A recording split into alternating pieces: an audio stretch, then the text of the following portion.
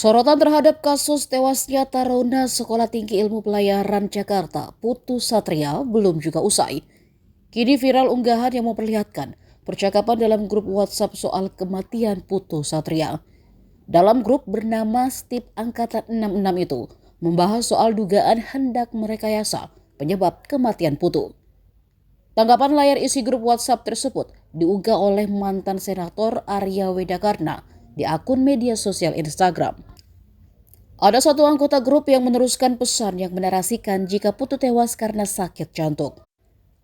Terkait hal tersebut, pihak keluarga menduga penyebab kematian Putu memang awalnya hendak direkayasa.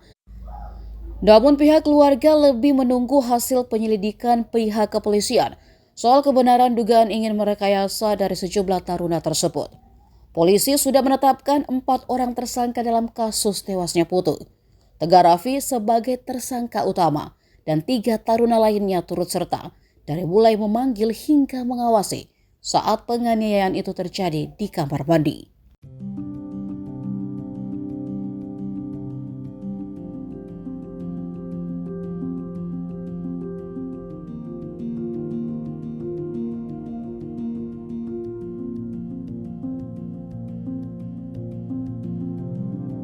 Download Tribun X sekarang, menghadirkan lokal menjadi Indonesia.